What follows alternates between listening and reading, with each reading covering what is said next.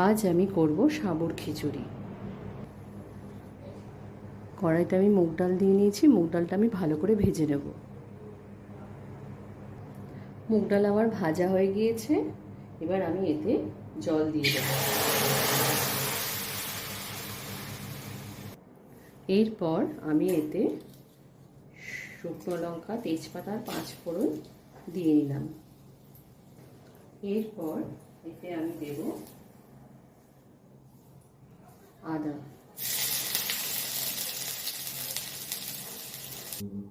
এরপর আমি এতে দেব টমেটো। দেখুন আমি টমেটো দিয়ে নিয়েছি। এতে দিয়ে এটা ভালো করে কষিয়ে দেব। আর দেব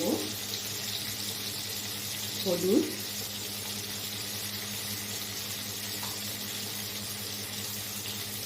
জিরের গুঁড়ো আর পরিমাণ মতো লবণ। এরপর আমি এতে দেব আলু।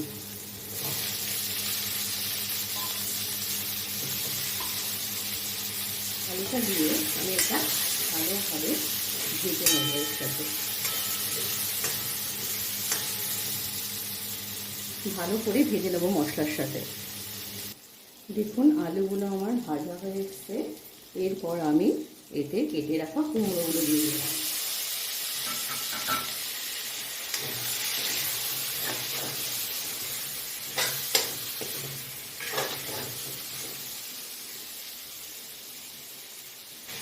এরপর আমি 4টে কাঁচা লঙ্কা চিড়ে এর মধ্যে দিয়ে দিলাম। এরপর আমি সাবু এর মধ্যে দিয়ে দিলাম। আমি এখানে মোটা দানার সাবু নিয়েছি খিচুড়ি করার জন্য। আপনারা যারা মোটা দানা ভালোবাসবেন না তারা সরু দানা দিয়েও সাবু করতে পারেন, কিন্তু মোটা দানে সাবুতে খিচুড়িটা ভালো হয়।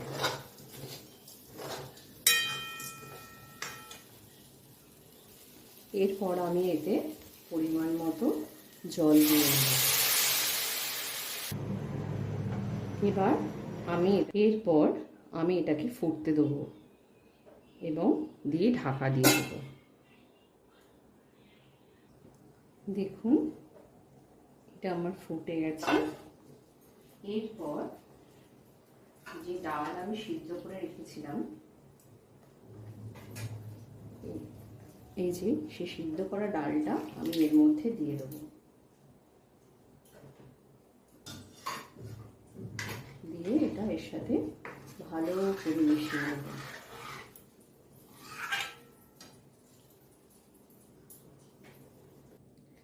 যে একটু ফুটে উঠবে তখন আমি এতে দেব কিশমিশ।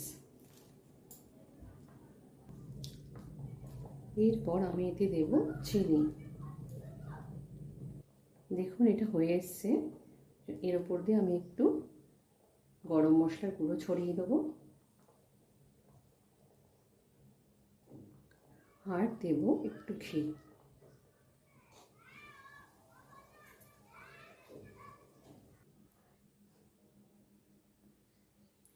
দেখুন সাবুর খিচুড়ি আমার হয়ে গিয়েছে। আপনারা বাড়িতে বানাবেন, বানিয়ে খেয়ে বলবেন কেমন হয়েছে। ভালো লাগলে চ্যানেলটাকে লাইক এবং সাবস্ক্রাইব করে দেবেন। আমি আমার ব্লগ আজকে এখানেই শেষ করলাম।